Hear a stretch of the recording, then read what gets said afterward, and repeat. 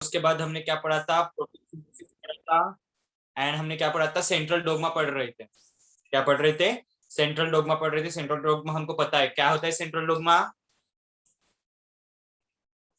Central dogma क्या होता है? ओव्यूम का दूसरा नाम सेंट्रल डोग्मा। किसका दूसरा नाम?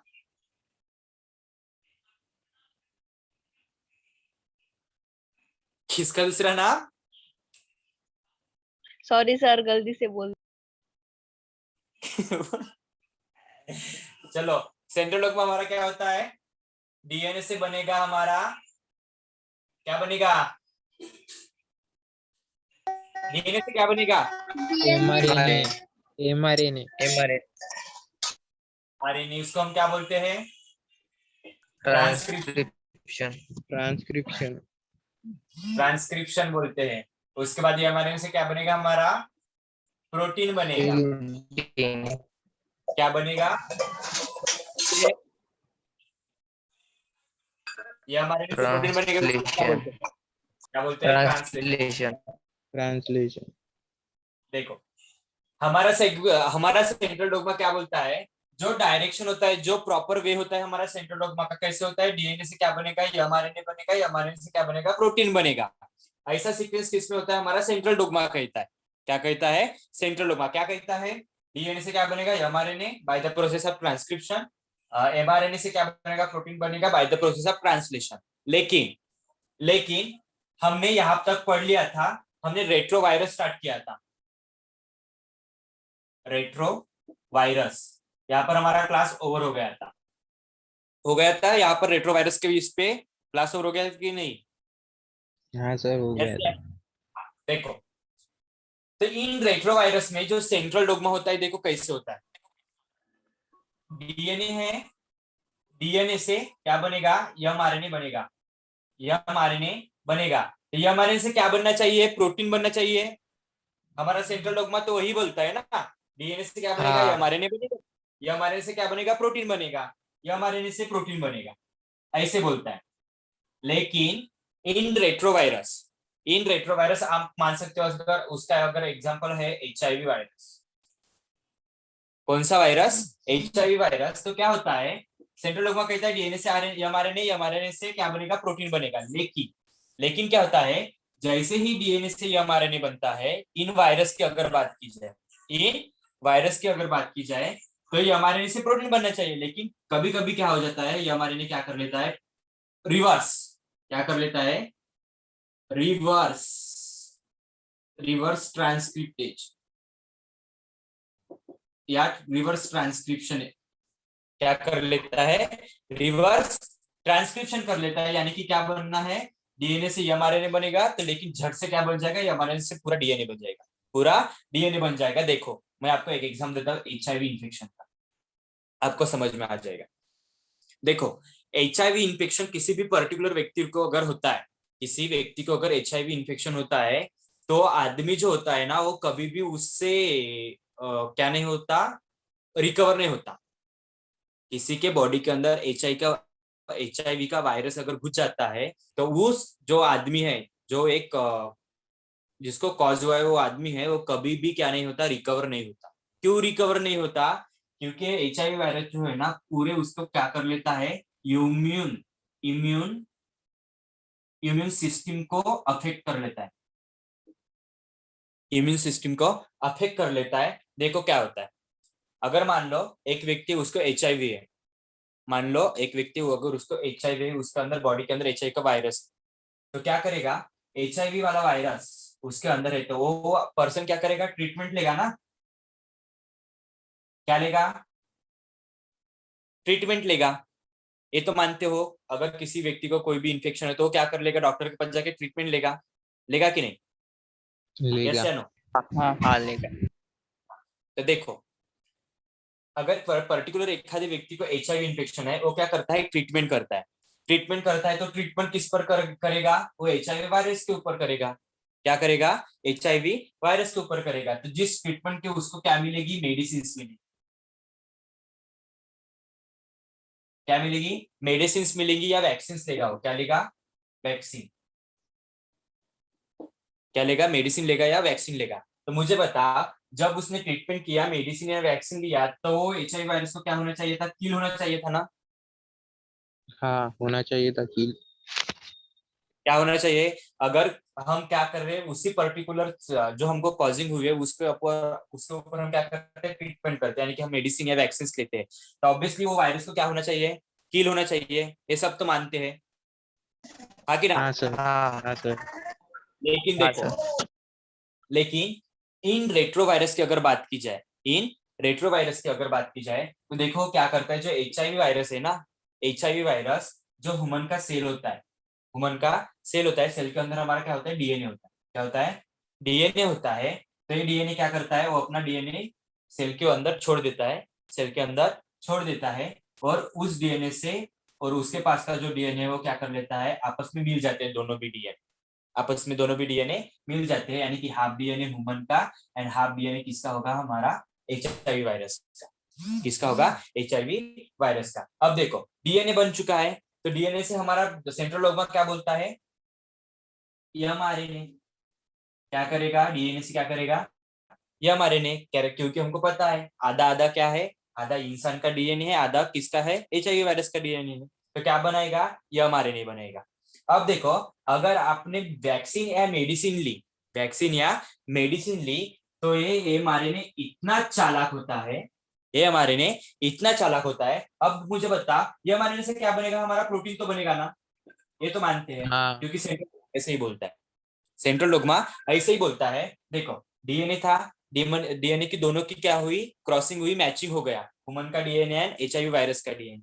उसने क्या बना दिया? ये mRNA बना दिया। तो ये mRNA क्या बनाएगा? प्रोटीन बनाएगा। लेकिन लेकिन क्या होता है, अगर आपने मेडिसिन एंड वैक्सीन अगर ली है, या आप ले ले रहे हो, तो ये mRNA क्या करेगा?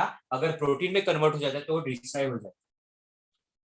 क्या? वो HIV वायरस है, अगर प्रोटीन में कन्वर्ट हो जाता है तो डिस्ट्रॉय हो जाएगा, लेकिन वो क्या कर देता है? प्रोटीन में कन्वर्शन नहीं करता, तो सीधा रिवर्स ट्रांसक्रिप्शन क्या कर लेता है? रिवर्स ट्रांसक्रिप्शन, यानी कि DNA को कोई भी डिस्ट्रॉय नहीं कर सकता, उसके DNA को कोई भी डिस्ट्रॉय नहीं कर सकता, तो क्या कर लेता है? रिवर्स ट्रांसक्रिप्शन कर लेता है। किसके, कौन से एंजाइम के साथ? तो वहां का एंजाइम होता है reverse transcriptase enzyme, reverse transcriptase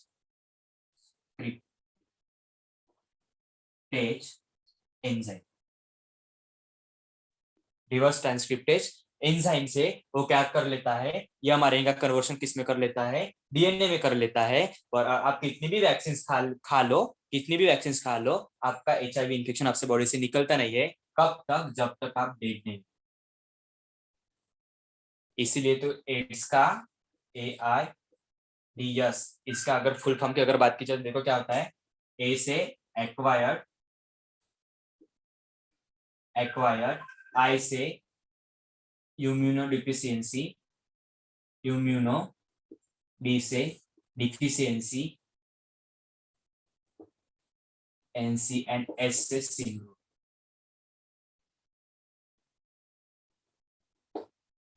क्या देखो क्या लिखा? एक्वायर्ड इम्यूनोडिफिशियंसी सिंड्रोम, यानी कि HIV का जो वायरस है, एड्स वाला जो वायरस है, वो सीधा आपको कहां पर अटैक करता है? पूरे आपके इम्यून सिस्टम को हिला देता है, पूरा आपका इम्यून सिस्टम को हिला देता है। क्यों? अगर उसको डिस्ट्रॉय होना है तो उसको क्या करना पड़ेगा? प्रोटीन करना पड़ेगा, लेकिन वो ऐसा नहीं करता। उसको लगता है कि हाँ, उन्होंने अभी क्या कर लिए, वैक्सीन कर ली है, तो उस झटक से क्या कर लेगा? इसके अंदर, DNA के अंदर, और उसको DNA बना लेगा, mRNA से क्या बना लेगा? DNA बना लेगा। और वही सेम प्रोसीजर चलती ही रहती है बॉडी। इसीलिए जब तक आप डेड नहीं होते, तब तक आपका HIV आपका साथ नहीं छोड़ता। समझ में आया रेट्रोवायरस क्या होता है? तो हाँ सर। हाँ सर, समझा। क्लियर है? हाँ क्लियर है सर। रेट्रोवायरस क्या होता है? तो क्लियर है क्या? हाँ सर। हाँ सर। देखो, ऐसा जो फंडा है, ऐसा रेट्रोवायरस में फंडा होता है, ऐसा फंडा हाँ रेट्रोवायरस में सर। होता है।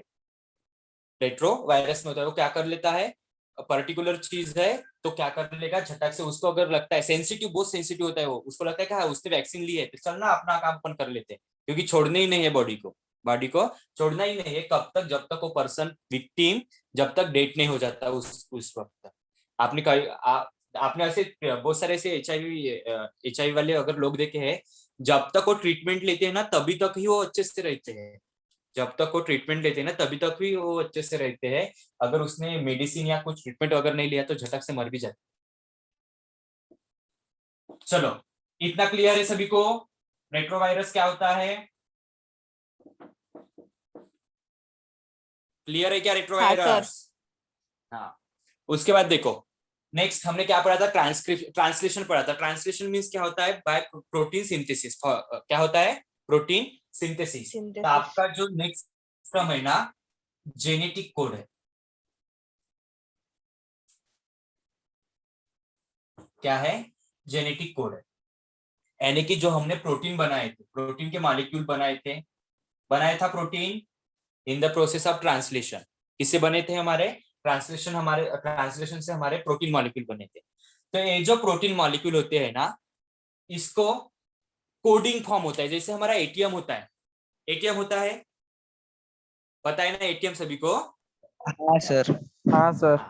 तो हमारे पास हमारा एक पिन कोड भी होता है जो हम किसी को बता नहीं सकते। ऐसा ही code particular specific amino acid के पास होता है। हमको पता है अगर डीएनए की बात की जाए तो डीएनए में एंड आरएनए में कौन से बेसिस होते हैं? डीएनए की अगर बात की जाए तो बोलो कौन से बेसिस होते हैं? नाइट्रोजनस। तो कौन से है, उनके नाम क्या है? Adenine guanine cytosine. किसके पास होते हैं? डीएनए के पास। और आरएनए के पास adenine, guanine, cytosine and uracil. के पास होते हैं आरएनए के पास। देखो, मैं आपको एक ट्रिक बताऊंगा जहां पर हम जेनेटिक कोड, आपको हंसी भी आ जाएगी और आपको अच्छे से लर्न भी हो जाएगा। तो देखते हैं ट्रिक की तरफ क्या है। थोड़ी देर है ट्रिक के लिए, पहले ये तो सुन लो। देखो, डीएनए के पास adenine, guanine, cytosine, thymine and RNA के पास adenine, guanine, cytosine and uracil. ऐसे हमारे नाइट्रोजनस बेस है। देखो, ये जो पर्टिकुलर वन नाइट्रोजन बेस है, मैंने adenine, guanine, cytosine and thymine, हमने जब ट्रांसलेशन देखा था, जब टीआरएनए अपने साथ क्या लेके आता था? एक प्रोटीन का मॉलिक्यूल लेके आता था, देखा था वहां पर? हाँ तो वो जो प्रोटीन के मॉलिक्यूल होते हैं ना, क्या होते हैं? एडेनिन जो है नाइट्रोजनस बेस होते हैं। क्या होते हैं? Nitrogenous base. तो नाइट्रोजनस बेसेस, इनके लिए स्पेसिफिक अमीनो एसिड बना हुआ होता है। जो एक मॉलिक्यूल लेके आता था ना वो प्रोटीन का, वो स्पेसिफिक होता है। कैसे होता है? स्पेसिफिक मॉलिक्यूल होता है हर नाइट्रोजन बेस के लिए क्या होता है? स्पेसिफिक मॉलिक्यूल होता है। वो कौन कैरी करता है? तो नाइट्रोजनस बेसिस कैरी करते हैं। कौन करते हैं? नाइट्रोजनस बेसिस कैरी करते हैं। तो देखो, ये जो जेनेटिक कोड होता है ना, वो कौन से कोडान से बना हुआ होता है? अगर मान लो ये एडिनिन है तो एडिनिन अपने साथ एक प्रोटीन मॉलिक्यूल रखेगा। ग्वानिन है तो एक प्रोटीन मॉलिक्यूल रखेगा। साइटोसिन है, एक प्रोटीन मॉलिक्यूल रखेगा। थाइमिन है तो एक प्रोटीन मॉलिक्यूल रखेगा। तो ये जो single nitrogenous base carry single amino acid, single nitrogenous base carry single amino acid. तो इसको हम क्या बोलते हैं? कोड बोलते हैं। क्या बोलते हैं? कोड बोलते हैं।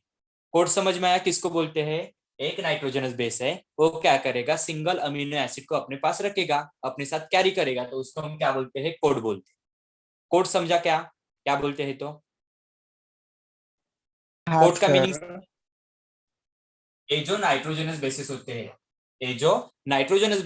हैं, अपने साथ क्या रखेगा? एक प्रोटीन का मॉलिक्यूल साथ में रखेगा, उसको हम क्या बोलते हैं? कोड बोलते हैं। क्या बोलते हैं? कोड। कोड समझा किसको बोलते हैं?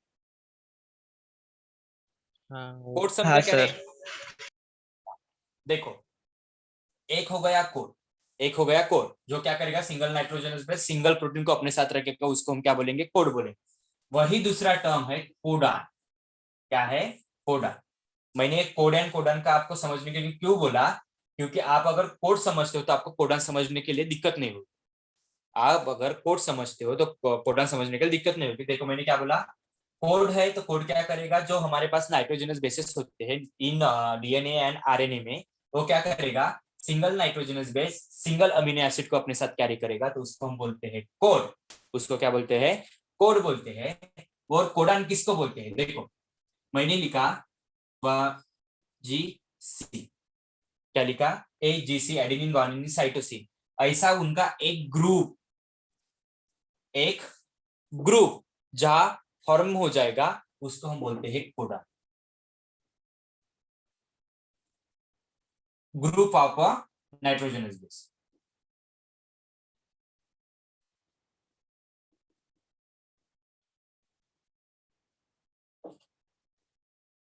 क्या बोलेंगे, ग्रुप ऑफ नाइट्रोजनस बेस, उसको हम क्या बोलेंगे, कोडान बोलेंगे। समझ में आया। जो हमारा कोडान जो फॉर्म होगा ना, जो कि क्या करेगा, इसको हम क्या बोलते हैं, प्रोटीन। प्रोटीन इन तीनों से क्या बनेगा, एक प्रोटीन बनेगा, एक प्रोटीन मॉलिक्यूल बनेगा। तो ऐसे हमारे बॉडी में कितने कोडान्स होते हैं, कितने कोडान्स होते हैं, तो कितने कोडान्स होते हैं, 64 कोडान्स होते हैं। कितने कोडान्स होते हैं, 64 कोडान्स होते हैं। मोस्ट इंपॉर्टेंट एमसीक्यू क्वेश्चन बनता है, यहाँ से एमसीक्यू क्वेश्चन बनता है, हमारे बॉडी में जो कितने कोडान होते हैं, तो कितने कोडान होते हैं हमारे बॉडी में, 64। 64। क्लियर है। इतना क्लियर हुआ क्या, कोड किसको बोलेंगे, कोडान किसको बोलेंगे, एंड कितने कोडान होते हैं, इतना क्लियर हुआ। हाँ सर। सर कोडान बता। कोडान देखो, हमारे पास नाइट्रोजनस बेस है ना, adenine, guanine, cytosine and thymine, और इसकी आरएनए में कौन सी, adenine, guanine, cytosine and uracil. हमने जब कोड के बारे में अगर बोला, तो एक पर्टिकुलर जो हमारा नाइट्रोजनस बेसिस होता है, वो पर्टिकुलर वन ही, ओनली वन अमीनो एसिड को क्या करेगा, कैरी करेगा। तो वही अगर कोडान की अगर बात की जाए ना, तो वहां पर ग्रुप ऑफ नाइट्रोजनस बेस, यानी कि कितने ग्रुप बनेंगे, 3 के ग्रुप बनेंगे। ऐसे कितने भी एक डीएनए के बेस के ऊपर कितने भी सारे अगर नाइट्रोजनस बेस प्रेजेंट है, तो किस में ग्रुप फॉर्म करेंगे, 3 में ग्रुप फॉर्म करेंगे। क्या करेंगे, 3 में ग्रुप फॉर्म करेंगे, और इन तीनों के लिए एक प्रोटीन बनेगा, एक ही प्रोटीन बनेगा। देखो यहाँ पर सिंगल सबके पास है, लेकिन जब कोडान में उसका कन्वर्शन हो जाता है, तीनों ग्रुप या तीनों नाइट्रोजनस बेस क्या करेगा, सिंगल स्पेसिफिक प्रोटीन को क्या करेगा, डिनोट करेगा। हम ऐसे नहीं कह रहे, हम प्रोजेक्ट देते हैं हमारे स्कूल में प्रोजेक्ट देते हैं, तो ग्रुप के फॉर्म में देते हैं या सिंगल देते हैं ना ऐसे। हाँ सर। हाँ। एक तो सिंगल देते हैं या ग्रुप में देते हैं। तो जब ग्रुप के लिए देंगे, तो पर्टिकुलर आपको तीनों के लिए क्या अलग अलग देंगे, क्या एक ही टॉपिक देंगे, एक ही टॉपिक देंगे ना, सेम सिचुएशन है। अगर आप वही अलग अलग हो, तो आपको पर्टिकुलर अलग अलग टॉपिक दिए जाएंगे।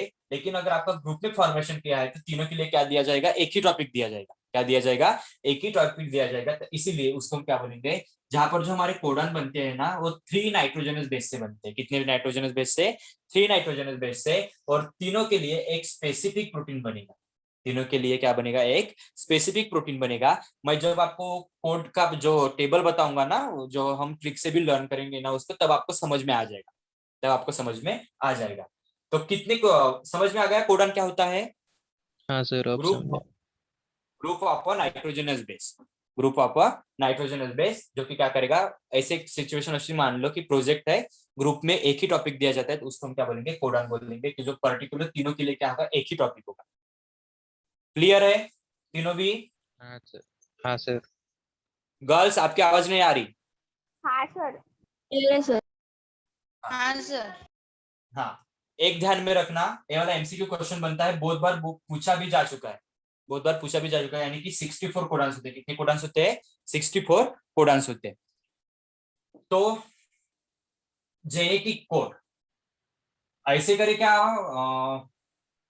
आप चलो नोट्स लिख के देता हूं मैं आपको, उसके बाद हम देखेंगे आगे। क्या पहले मैं टेबल दूं, आपका टेबल दूं क्या, टेबल समझा देता हूं आपको ट्रिक से, बाद में मैं तो आपको नोट्स दे दूंगा।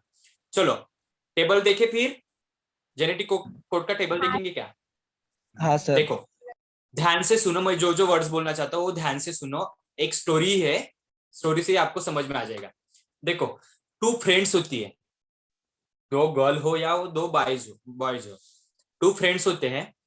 एक जो गर्ल्स होती है ना वो थोड़ी शार्प होती है, थोड़ी शार्प होती है, उसको झटक से समझ में आ जाता है।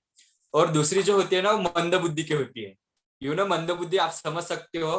अगर ऐसी सिचुएशन हाँ है, उसको कितनी भी एक ही वर्ड आप उसको कितनी भी बार कहो, एक ही वर्ड आपको आप उसको कितनी भी बार कहो, उसको समझ में ही नहीं आता। चलो अपनी थिंकिंग जगा लो कि ऐसे आपके फ्रेंड्स कौन से हैं मंद बुद्धि वाले है। ऐसा होता है ना, पर्टिकुलरली आपने ऑब्जर्व किया होगा, होता है कि नहीं? हाँ सर होता है। हाँ होता है। हाँ देखो, टू फ्रेंड्स होते हैं। एक जो होती है वो बहुत शार्प होती है, उसको झटक से कोई भी चीज समझ में आ जाती है। एक जो दूसरी होती है ना वो मंद बुद्धि होती है, उसको क्या करना पड़ता है, कोई भी अगर चीज उसको अगर बोलना है तो 3 से 4 बार बोलना पड़ता है। कितने बार? 3 से 4 बार, तब जाके उसके ध्यान में आ जाता है। क्या आ जाता है? तब जाके उसके ध्यान में आ जाता है। एक दिन क्या होता है, वो दोनों भी फ्रेंड रोड पर चलती है, रोड पर चलती रहती है, या टहलने को या घूमने को जाती है, तो वो रोड से चलती है। ये जो शार्प वाली होती है ना, इसको क्या दिखती है, एक आग दिखती है।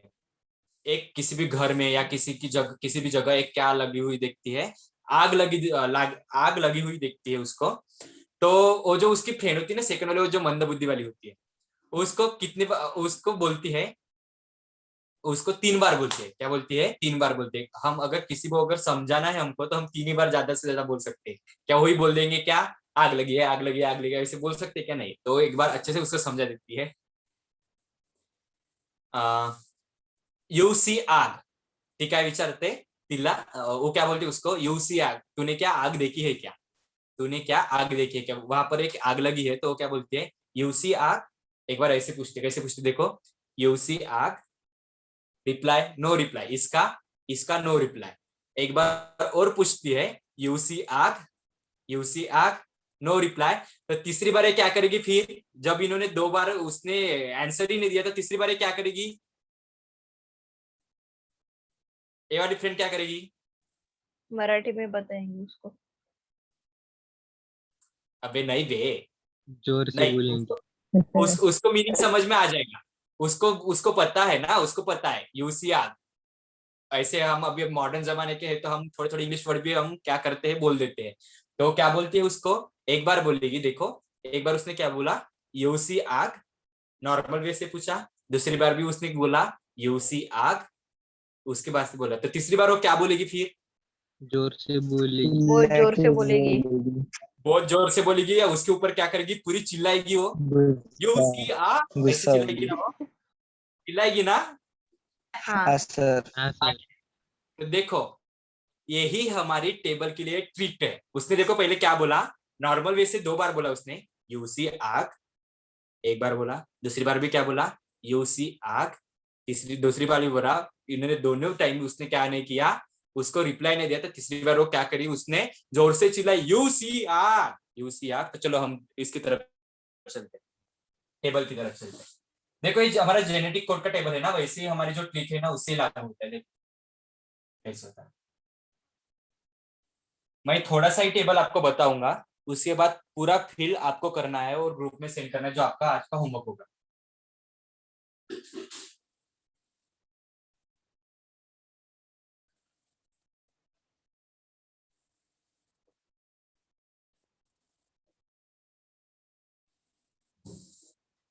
टेबल दिख रहा है आपको सभी को?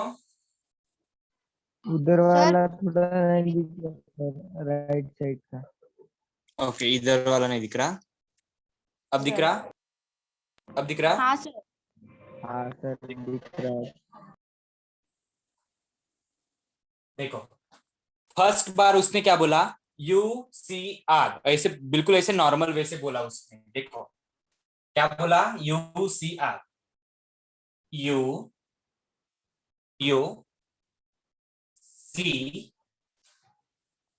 आग, नॉर्मल वे से बोला उसने। क्या बोला, यू सी आग। थोड़ा सा मैं इसको एक को यहाँ पर, यू सी आग क्या बोला, फर्स्ट टाइम बोला। यहाँ पर लिखेंगे first letter,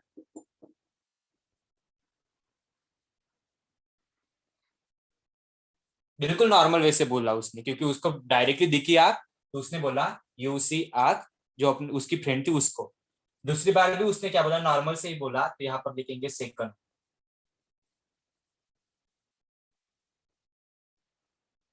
second letter, second letter क्या बोला उसने, यू सी आग, क्या तूने आग देखी है। दोनों भी टाइम उसने क्या किया, उसका रिप्लाई नहीं दिया, तो पूरे भड़क से वो चिल्ला के बोली उसको, यूसी आग कमीनी, यूसी आग। क्या बोली, यूसी आग। क्या बोली वो, यूसी आग, भड़क से बोली। देखो यहाँ पर यूसी आग ऐसे बहुत बोली, हो जोर से बोली तो पूरे यूसी आग। देखो नॉर्मल बोली तो सिंगल सिंगल लिया, और भड़क से एक ही बार उसने बोली कि चिल्ला के, पूरे चिल्ला के बोली यू सी आग। तो यहाँ पर देखो सभी इसमें यू सी आग,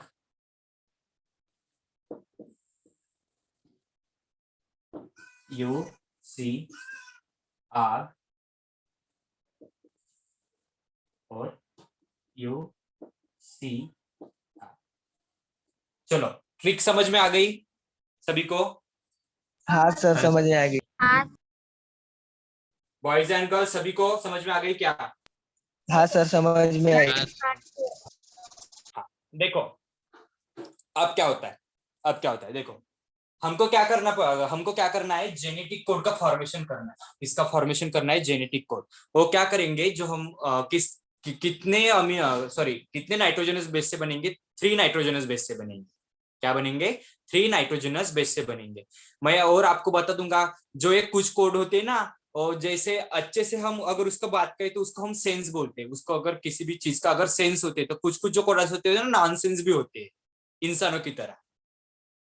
कुछ अच्छे होते हैं जो सेंस होते हैं, उसको सेंस है, तो कुछ कुछ जो होते हैं ना नॉनसेंस होते हैं हमारे इंसानों की तरह। देखते हैं कौन से नॉनसेंस है और कौन से सेंस है। तो देखो यहाँ पर से हम हमारे जो कोडन बनेंगे ना, उसको हम ट्रिपलेट कोडन बोलते हैं। क्या बोलते हैं, ट्रिपलेट कोडन, यानी कि 3 नाइट्रोजनस बेस से बने हुए कोडन, उसको क्या बोलेंगे हम, ट्रिपलेट कोडन बोलते हैं। तो देखते हैं कैसे बनते हैं। देखो मैंने क्या कर दिया, अगर मैं आपको जैसे बताऊंगा, अगर आप वैसे ही करते हो तो आपको टेबल पूरा समझ में आ जाएगा, अदरवाइज वो कंफ्यूज हो जाएगा। तो देखो मैं क्या लेता हूँ। देखो मैंने फर्स्ट ए यू लिया, मैंने लिख लिया यू, लिख लिया यू। अब मैं क्या करूंगा, सेकंड वाले लेटर में से ए वाले यू को लूंगा, तो मैंने लिख लिया यू। और थर्ड में से मैं सीधा इधर चला जाऊंगा, यहाँ पर फर्स्ट सेकंड थर्ड फोर्थ लिख रहे आपको। यहाँ पर से मैं फर्स्ट वाला उठाऊंगा तो यू। देखो मुझे कितना कोडान मिल गया, ट्रिपलेट कोडान मिल गया, मिल गया ट्रिपलेट कोडान। हाँ सर।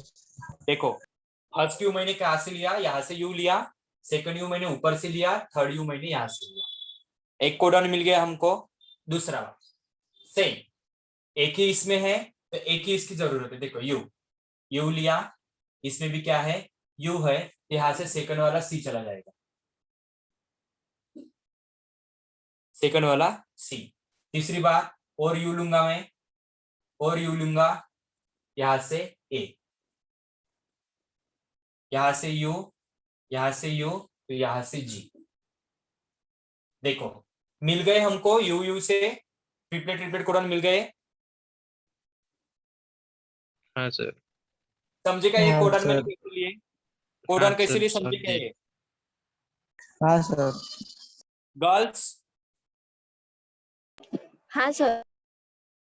यस क्लियर है इतना। हाँ सर। हाँ देखो इसके लिए 4 कोडन बनेंगे, 3 वर्ड के लिए 4 कोडन बनेंगे। देखो U U U, U U C, U U A, U U G. एक बॉक्स पूरा हो गया। देखो 4 1 जा 4, 4 2 जा 8, ऐसे कितने बनेंगे, 64 कोडन बनेंगे। कितने कितने कोडन बनेंगे, 64 कोडन। तो देखो अब मैं सेकंड के लिए लेना चाहता हूँ, तो देखो क्या लूंगा मैं, यू है यहाँ पर, यू लूंगा, यहाँ पर सी है, सी लूंगा, तो यहाँ से यू लूंगा, और क्या करूंगा, यू लूंगा, सी लूंगा, तो यहाँ से सी लूंगा, सेकंड, यहाँ से यू लूंगा, यहाँ से सी लूंगा, तो यहाँ से क्या लूंगा, ए लूंगा, यहाँ से यू लूंगा, यहाँ से सी लूंगा, तो यहाँ से क्या लूंगा, जी। समझेंगे? टेबल कैसे करेंगे समझ में आ हाँ सर। जाएगा सभी हाँ को? सर। गर्ल्स आप कुछ बोल नहीं रहे, कंफ्यूजन हो रहा है क्या आपको कि समझ में आ रहा? नहीं सर, समझ गए। समझा सर। हाँ देखो, ऐसे आप किसी के लिए करोगे, ऊपर वाले के लिए करोगे, तो मैं सेकंड वाला भी आपको एक बता देता हूँ कैसे करना है आपको। ये वाला सी है, सी लूंगा मैं फर्स्ट, यहां से मैं क्या लूंगा, यू लूंगा, और यहां से क्या लूंगा, यू लूंगा। यहां से सी लूंगा, यहां से यू लूंगा, तो यहां से क्या लूंगा, सी लूंगा। यहां से सी लूंगा, यहां से यू लूंगा, तो यहां से मैं क्या लूंगा, ए लूंगा, और यहां से क्या लूंगा, सी लूंगा, यहां से यू लूंगा, तो यहां से मैं क्या लूंगा, जी लूंगा। देखो ऐसे आपके कोडांस बन जाएंगे। क्या बन जाएंगे? कोडांस बन जाएंगे। तो ये जो कोडांस होते हैं ना, इसके लिए नाम भी है, यानी कि हमारे जो प्रोटीन्स होते हैं हमारे बॉडी के अंदर, तो क्या होती है उसके लिए नाम भी है। तो देखो, जो first first U U U and U U C, इसके लिए एक कॉमन, इनके लिए, इन दोनों के लिए, इस जो ट्रिपलेट कोडान है इनके लिए एक कॉमन प्रोटीन बनता है। U U U and U U C से क्या बनता है, एक कॉमन प्रोटीन बनता है। उस कॉमन प्रोटीन का नाम है फिनिल अलाइन।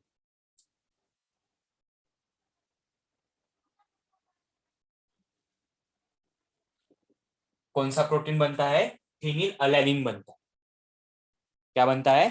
फिनिल अलानिन बनता है। वही अगर बात की जाए तो इन दोनों की, तो इनसे क्या बनता है, हमारा ल्यूसिन बनता है। देखो, हमने जब बात की थी, जो ट्रिपलेट कोडान की बात की थी मैंने, तो क्या होगा, जब ये तीनों भी कोडान, अगर ए यू जे तीनों भी कोडान आते, तो स्पेसिफिक अमीनो एसिड क्या करेगा, एक ही लिए क्या करेगा, प्रोटीन करेगा। तो देखो यहाँ पर, जैसे यू यू यू ए है, यू यू यू जी है, तो ए एक कोडन बन गया, ये सेकंड कोडन बन गया। ये क्या करेगा, यू यू यू है, तो ये भी ल्यूसिन करेगा, तो U U U U U G क्या करेगा, ए भी ल्यूसिन बनाएगा। समझा? हाँ सर। क्लियर है सभी को? हाँ सर। गर्ल्स, हाँ सर। तो क्या करना है, सेम जो हमारा जेनेटिक कोड का जो टेबल है ना, उसमें ऐसे नाम लिख के आपको क्या करना है, पूरा फिलअप करके आपको सेंड करना है ग्रुप। क्या होगा, आपका आज का होमवर्क होगा। समझ में आया है होमवर्क? हाँ सर, हाँ सर। समझा। हाँ सर। टेबल कैसे बनाया वो समझ में आ गया क्या? हाँ हाँ। सर। हाँ, तो ये वाला पूरा टेबल आपको क्या करना है, फिलअप करके आपको सेंड करना है। ओके? Okay sir. हाँ सर। देखो, जेनेटिक कोड्स की कुछ क्या है, कुछ थ्योरी दी हुई है आपके टेक्स्ट बुक में, तो हम उसको थोड़ा सा राइट डाउन कर लेते हैं। अगर नहीं भी हो पाता है राइट डाउन, तो मैं आपको पिक भेज दूंगा, तो आप उसको क्लियर कर देना, लिख लेना। अभी जितनी होती है उतनी हम देखेंगे, थोड़ा समझने की भी कोशिश करें। देखो, जेनेटिक कोड, हाँ देखो, ये जेनेटिक कोड जो होते हैं ना, वो किसके ऊपर डिपेंड, किसके ऊपर प्रेजेंट होते हैं, एक तो हो सकते हैं डीएनए के ऊपर, या एक तो हो सकते हैं, क्या हो सकते हैं, आरएनए के ऊपर प्रेजेंट हो सकते हैं। इसलिए लिखेंगे, it is already, it is already known that DNA is master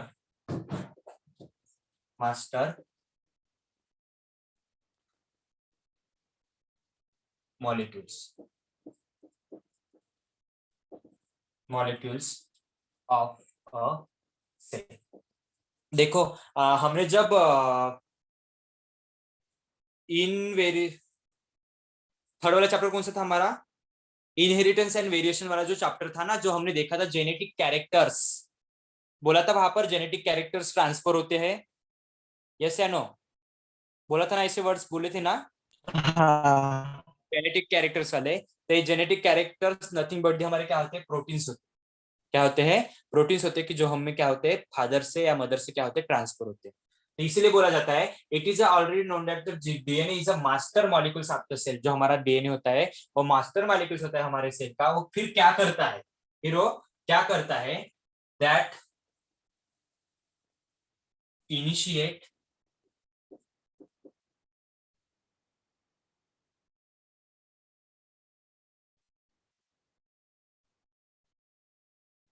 initiate initiates, guides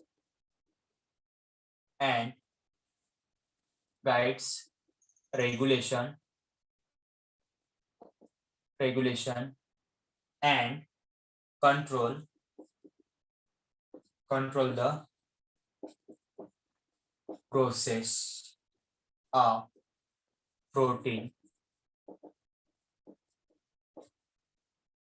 protein synthesis. देखो जो हमारा ये डीएनए होता है ना, क्या क्या कर सकता है, एक बड़ा मास्टर मॉलिक्यूल्स है, क्योंकि उसके ऊपर पूरी जो इंफॉर्मेशन होती है वो क्या होती है, स्टोर होती है। वो क्या करेगा, इनिशिएट करेगा, गाइड्स करेगा, regulation and control the process of protein synthesis. तो प्रोटीन सिंथेसिस की जो भी प्रोसेस होंगे उसको भी क्या कर सकता है, वो कंट्रोल कर सकता है। It is perform the complicated functions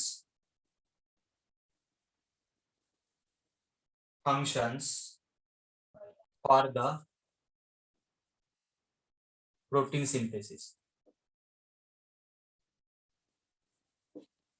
protein synthesis। क्या करेगा, जो हमारा डीएनए है वो क्या करेगा, एक कॉम्प्लिकेटेड फंक्शंस होता है प्रोटीन सिंथेसिस का, उसको भी क्या कर लेता है, परफॉर्म कर लेता है। क्योंकि हमको पता है डीएनए पर ही क्या बनेगा, हमारा एमआरएनए, और एमआरएनए के ऊपर क्या बनेगा, हमारा प्रोटीन बनेगा। ऐसा एक कॉम्प्लिकेटेड स्ट्रक्चर होता है या फंक्शंस होता है, वो भी क्या कर लेता है, हमारा डीएनए परफॉर्म कर लेता है। और various types of informations are located the DNA itself। DNA क्या कर लेता है, अपने अंदर क्या कर लेता है, वेरियस टाइप्स की इंफॉर्मेशन को भी क्या कर सकता है, वेरियस टाइप लोकेशन पे क्या रखता है, स्टोर करके रखता है। कोई भी इंफॉर्मेशन, उसको हम कैरेक्टर्स भी बोलते हैं। क्या बोलते हैं, कैरेक्टर्स है, जेनेटिक इंफॉर्मेशन होता है जो डीएनए क्या करता है, अपने बॉडी के अंदर छुपा के रखता है। क्या करता है, छुपा के रखता है। दिस इंफॉर्मेशन, जो उसने अपने पास कोई इंफॉर्मेशन रखी है, उस इंफॉर्मेशन को क्या बोलते हैं, दिस इंफॉर्मेशन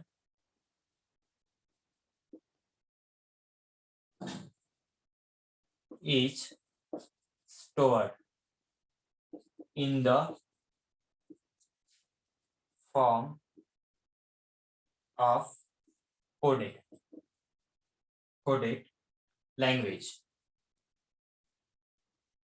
जो उसने अपने पास जो भी इंफॉर्मेशन छुपा के रखी है वो किसके फॉर्म में होती है, कोडेड लैंग्वेज के फॉर्म में होती है। क्या होती है, कोडेड लैंग्वेज के फॉर्म में। तो हमने आपने एक वर्ड सुना है क्या, क्रिप्टोग्राम? हाँ सर। क्रिप्टोग्राम मीन्स होता है, क्या होता है क्रिप्टोग्राम मीन्स, क्या होता है, जिसमें ट्रू वास्कुलर सिस्टम है। ऐसी बॉडी की जिसको हम क्या कर नहीं सकते, डिफरेंशिएट नहीं कर सकते। ऐसी बॉडी जिसको हम क्या नहीं कर सकते, डिफरेंशिएट कर नहीं सकते। रूट, स्टेम, लीव्स या ऐसी कोई जो बॉडी होती है उसको डिफरेंशिएट नहीं कर सकते, उसको हम क्या बोलते हैं, क्रिप्टोग्राम, यानी कि हिडन बोलते हैं। क्या बोलते हैं, हिडन। तो ये जो कोडेड इंफॉर्मेशन होती है वो कैसे होती है, हिडन होती है। उसके लिए एक नाम दिया है